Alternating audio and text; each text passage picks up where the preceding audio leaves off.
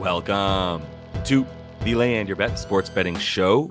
It is late night here on Monday, 2-2 on the night. Vince Williams didn't play, so we come down like 0.2 units on the night. But I'm feeling really good about this 5-game slate that we have here on Tuesday. I'm just going to get right into things with you guys and talk about what we have ahead. I've got a best bet already in, but I'm breaking down all 5 of these games. I'm really excited about the feedback that you all gave me saying bring these out at night. Get into these games, help us out with who's on the back-to-backs, help us out with who is going to be playing on the next night, who's injured, questionable, that kind of stuff. So you already have that ready for you when you're up and about on Tuesday morning.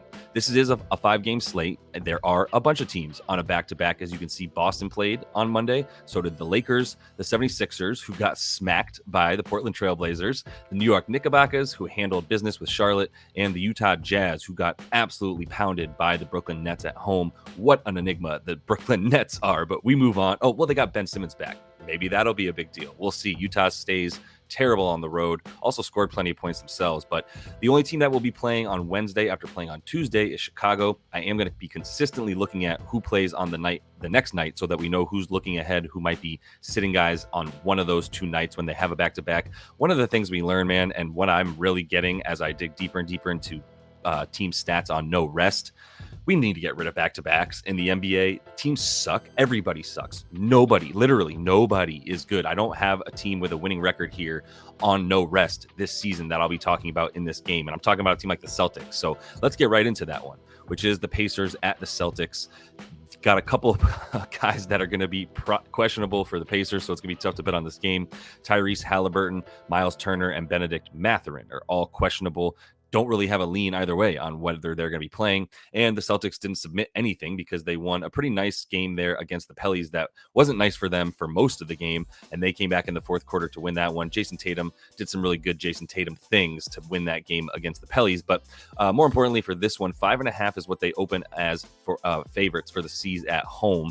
On the back-to-back, whatever. They're at home. Pacers coming in, and they're 2-2 on the season. Actually, 2-1 with Halliburton. So we'll see if he plays. That's going to be pretty important. They score like 6 more points per game with Tyrese Halliburton. So we'll see what happens with him. But here's a look at some of the splits for these two teams on the road for the Pacers. 122 a game versus the 127 at home.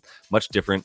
Actually playing faster on the road than they do at home and giving up a bunch more points, as you can see with their record, not quite as good. And the Celtics, we know what they do at home, $122. They score $119 on the road, but they're only giving up 108 there at home. They're smacking teams left and right, as we know. And their pace is actually a little bit slower because they get to shoot a bunch of threes. They're pretty efficient with those at home, much more so, especially the role players, if you want to call guys like Derek White role players, a bit better at home. So we'll see if they sit anybody in this one. We didn't have Kristaps on the front end of this one, so it would seem like for the front end of the back-to-back for the Celtics, so it would seem like he would likely be available to play. Maybe you have Al Horford, who was also questionable for this game, sitting in tomorrow's game, Tuesday's game, as you're watching this against the Pacers here, right? Like they just sort of switch spots. And Luke Cornett, the other backup center, if he's available, that would be huge because they could have used him against these Pelicans here on Monday night. Didn't have him. He was doubtful in that one, ended up not playing. Doesn't seem likely that he'll play in this one. So we'll see what happens there. But I'll look at a couple of different things here. If you look at the left there, you got the Pacers versus Boston. This season, 2-2, like I said. These games are averaging Boston 129 a game against this Pacers team because they don't get back on defense, do the Pacers. They run you off the line and don't give up a ton of threes, but the Celtics move the ball plenty well. Get to the free throw line actually a decent amount against the Pacers, as do a ton of teams. So yeah, I don't know what to expect from the Pacers if they don't have Halliburton. If they do have him, it's going to be a good game, and I'd probably take the 5. Well, I would take the 5.5, but I don't know if the 5.5 will be there once we get these injury reports more official. If Halliburton's out, that's going to stay at 5.5 at best, if not move. And then it doesn't matter who's in for Boston because if Halliburton's out, that spread is not moving. If Halliburton's in, it does depend. It does matter who's in for Boston to see which way that spread is going to move, if at all. Because if everybody's healthy, this probably sits at around 4.5, 5.5. Maybe you see sharps bet this down from 5.5 by tomorrow in the event that Halliburton is like likely to be in. If this news starts coming out from shoot around that he participated in shoot around, keep on that kind of stuff, right? And I'll be back with another video to make clear to you guys at noon my time, 3 p.m. on the East Coast there. If you're going to want the final picks here, I have one best bet that I already placed, bunch of leans here, and then, like I said, that video at 3 p.m. Eastern every day. That's going to be the schedule moving forward. We're going to have these videos out the night before, and then the next day, on the day of the game, we're going to have a 3 p.m. Eastern video that comes out with all these plays, so that I have a bit more insight into who is and is not available, right? Like we knew today. Still didn't know about Vince Williams, which was really annoying. But we move on here. The other thing I want to talk about is the no rest for Boston. They're pretty nice. They're still pretty good. They're still the Boston Celtics. 6-2 straight up on no rest. 5-3 against the spread. Winning by 7.1 points per game. That MOV means margin of victory. So they're winning by 7, their average margin of victory is 7 points when they're on no rest right now. And that includes the losses, right? That's their just overall plus minus whatever average. Average 121 a game there, points that they're scoring. So they're still getting points regardless of the fact that they're allegedly tired. And like I said earlier, they're probably going to have Kristaps back. So they're going to have a healthy, a rested Kristaps. We hope he's healthy, should be if he's playing. And that means that they're still going to have one of their best players with full rest. Jason Tatum's still young. So is Jaylen Brown. They did work to come back in this Pelicans game. So you want to see if the Pacers can run them off the floor. But the total of 239.5 off bat seems high. I know that the Pacers are going to want to run. We'll see if Halliburton's in this game. If Halliburton's in this game, I don't want to touch an under for almost anything. If he's not in this game, 239.5 is too high. I would fully believe that, because the thing with the Pacers was they were scoring a lot more even without Halliburton because they had Bruce Brown. Bruce Brown was the guy that was able to run into transition with them. He was the player who had the second highest pace on-off numbers for the Pacers when he was on the team with Halliburton. Halliburton obviously speeds this team up more than anybody, so when he's on the floor, they play faster than when he's off of it. And when Bruce Brown was on the floor, played way faster than when he was off of it. So I want to know if Halliburton's playing, because if he's not, like I said, no Bruce Brown means slower pace, especially with Pascal Siakam being the other guy on the floor now more for them. All right, now we got the Lakers, who just got owned by the Rockets on Monday night, and we have whatever the Atlanta Hawks are.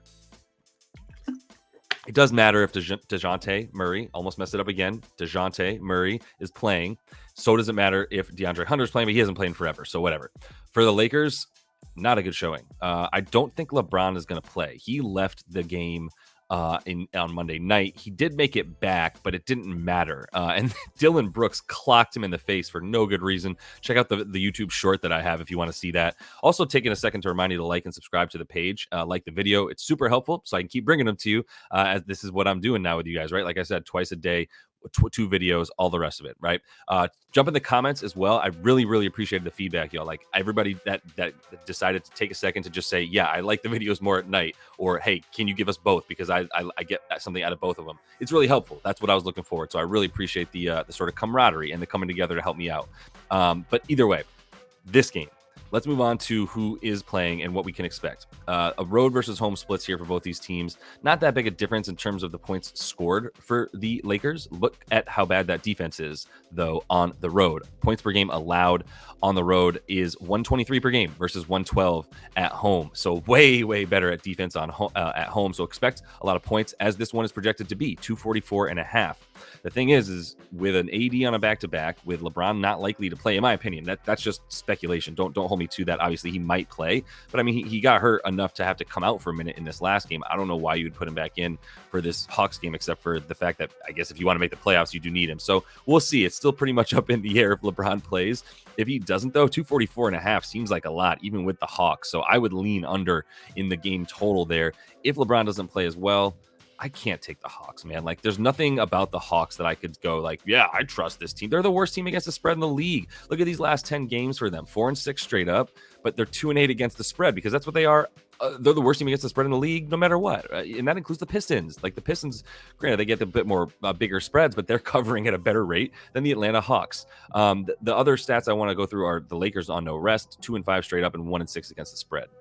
They're a team that needs rest. They're a very good team when they have a rest advantage. Not a good team, as you can see, when they have a rest disadvantage. The Hawks are probably going to run them out of the gym. I would consider a Hawks team total here, which is probably already at, well, if it's 244.5, yeah, it's already at above 120, right? But still, like I said, on the road, these Lakers are giving up 123, excuse me, which is absurd, man. They played enough road games that is a crazy stat. I almost need to look it up again to make sure I'm not messing that up, which I will in a second. But But 2-5 straight up, 1-6 against the spread on no rest. 4 isn't that big of a spread for the Hawks, but I like I said, I don't trust the Hawks. I wouldn't bet on them with your money if you handed me your wallet, to be honest with you. I would rather burn that money than spend it on the Hawks against the spread. It's just not worth it this season.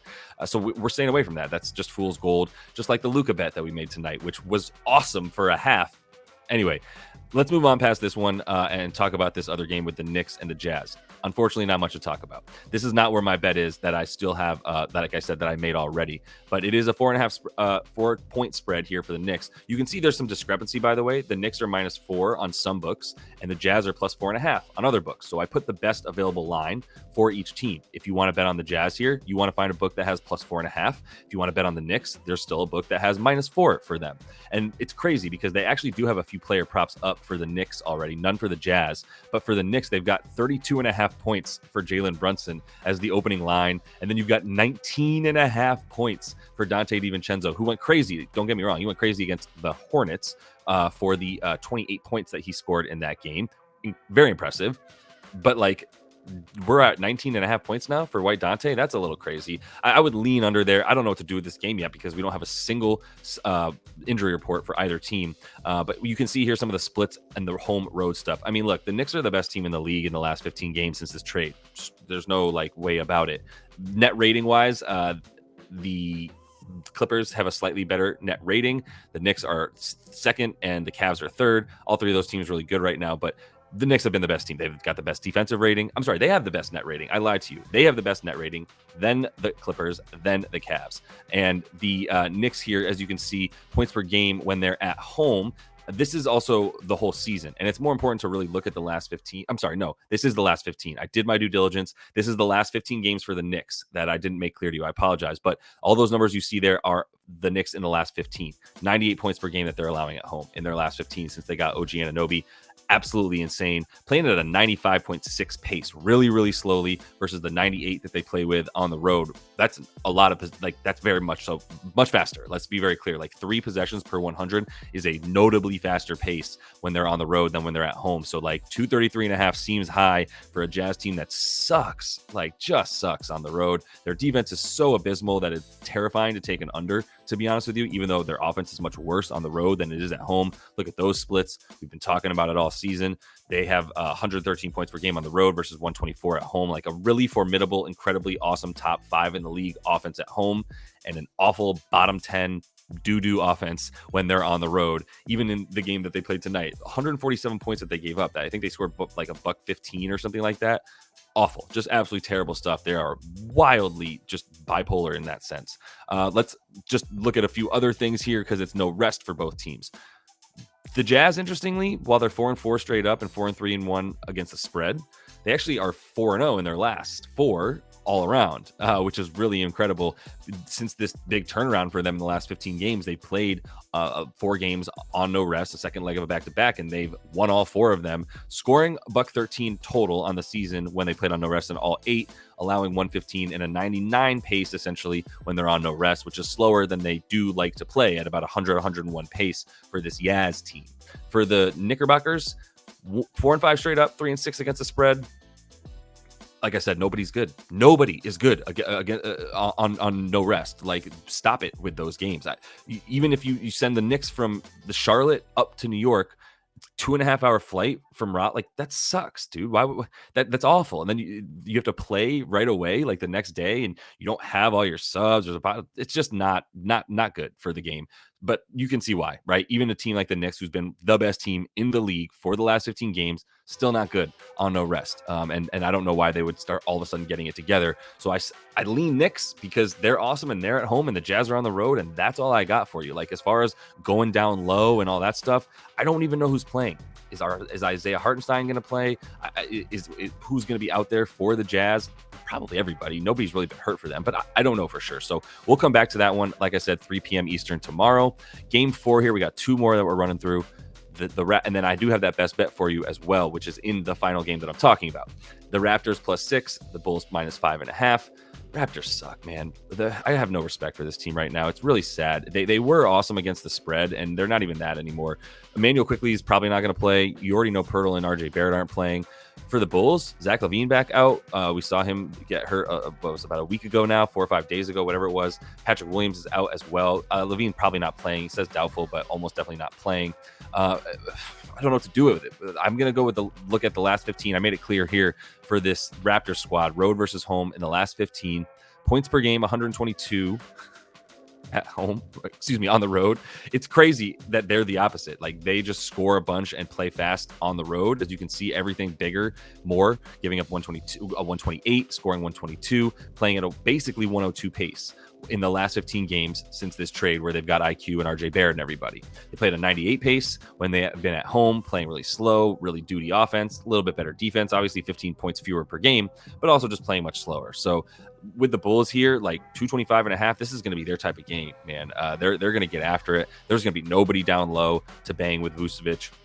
His prop is only like 18.5. He just hasn't even done this much against the Raptors, but this isn't the same Raptors team. There's no Pascal down there. There's nobody down there for the Raptors, and that is a huge reason why they're giving up so many points. Their points are coming from in the paint. They're coming from the restricted area in the paint, the non-restricted area. They're giving up mid-range. They're giving up everything. They're giving up a ton of corner threes if you want that. So anybody for the Bulls who would like to go into the corner, that will be open for you. Maybe an Ayo Dosunmu three-point prop. That would be the only guy I can really think of that's going to be playing in the corner, because they don't really play to the corners very much, do the Bulls. So that's not really a place they're going to score much. But 5.5, I don't know who's going to score for the Raptors. Essentially, like Bruce Brown, maybe some props there. Not much out. I think he's the only Raptor with props out right now as I'm recording this super late. So I'm not worried about the props in this one. The recent history between these teams doesn't really matter. Since the trade, this team is the Raptors. The stats here I have for them are about since the trade, 4-11 straight up. They were decent against the spread until they lost. That should actually say 8-7, I believe. 8-7 against the spread. I apologize. They are one game over 500 against the spread. However, that's still not very good. They also ran off 6 straight losses against the spread while they were in the midst of a 6-game or 1-5 streak there. They're 8-7 to the over, and they have 7 straight unders as well. They kind of need to score to go over, or to go over. Obviously, they need to score to hang around and cover spreads. And I don't think they're going to be able to do that against the Bulls without a full squadron of players. With the Bulls here, and I just wrote the recent history versus this Raptors team. They played earlier. They did have one game since the trade. It was a 116-110 sort of nail biter for the Bulls at the end that they pulled out, but it still felt like they had control over that game the whole time. That game had a 226 total. The games before it that these two teams played had an average about a 220 total as well. So like, it's going to be low scoring, choppy, gross. I shan't be watching that game. Kudos to you if you're an NBA fan that is wanting to watch that, or a Raptors or a Bulls fan and you have no choice because that's your squad. Good luck with that one. I might come back and look at some props for a Bulls player or two, but I could see a blowout in this one so easily that, like, I don't even know if Vooch is going to have time to get his props, essentially, right? So let's close it out with the game that I do have one best bet already in for. That's the 76ers and the Dubs. We got a 4.5 point spread here for the Dubs at home, because it doesn't seem like there's going to be anybody playing for the 76ers. Once again, Maxey out, Toby Harris, Joel Embiid missed the game that they, just like I told you earlier, got waxed by the Portland Trailblazers, one of the worst teams in the league, because it was their backups. But like, still, man, that was kind of embarrassing for the 76ers, just when everybody's ready to put all their money on the 76ers as a champion or actual playoff contender. For the Dubs, they're waning. They're not waxing, right? They are on the decline for sure, as we know. The only 3 players they have there, Chris Paul, Moses Moody, Gary Payton Jr., they are all out. Let's look at some of the road and home stuff. It does matter, but this total, by the way, I'm sorry, I think that total is wrong. It should be 233.5 should be that total. I mixed that one up, so that's my bad, but it's a decent total for the Warriors here. You know what? I lied to you again. It is 225.5. Sorry. I don't know why I thought it's late. Forgive me. Let's get through this. All right. Road and home. You can look at all this stuff. I'm really not worried about it. The only thing that really matters, dude, is Maxey and Embiid playing? Period. End of story.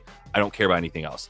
For the Dubs, I do feel comfortable enough to take a player prop, which I'll give you here in a second. The 1-3 straight up in recent stats, and that's because that's how long Draymond's been back. 2-2 against the spread. That's the Draymond return. They're in trouble, man. They need a lot. They need a lot of athleticism that they're finally at least allowing their young guys to play, which is why I'll just get right into the Jonathan Kuminga back. I don't want to talk about the Dubs right now. Jonathan Kuminga, though, I do want to talk about. Let me pray to you from the church of Jonathan Kuminga, because this man is on one. Thank the Lord in heaven. Someone grabbed Steve Kerr. Well, to be honest, it might have been Jonathan Kuminga who grabbed Steve Kerr by the scruff and said, "You better play me now." And it was more through the media when he was asked point blank, frustrated time, whatever. He goes, "Yeah, I don't really trust Steve Kerr to play me."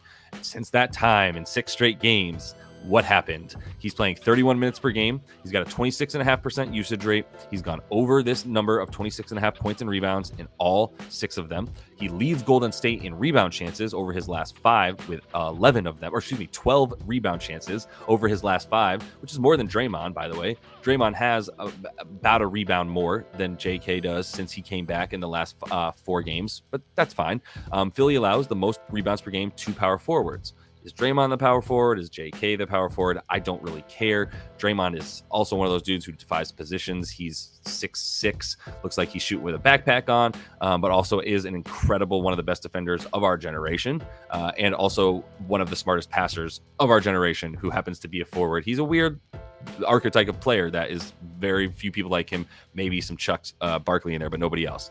More importantly for Jonathan Kuminga, because he is going to be in a position of attack, like he's playing on the elbows. That's where a power forward plays. Play on the elbows from the extended free throw line, right? If the free throw line's here, as it goes outward, that's where Jonathan Kuminga lives, right? And then he drives to the lane from there. He's so much stronger. He's got the spin move to both sides. My guy's nice. I've been waiting for the breakout, and the breakout was totally dependent on Steve Kerr giving him minutes. Thank the Lord in heaven that we finally get to see Jonathan Kuminga play and continue to be a freaking beast and get us this 27 points of rebounds like he's been doing. And that is all the time that I have for you guys in this one. I appreciate y'all riding with me. Let me get this screen up.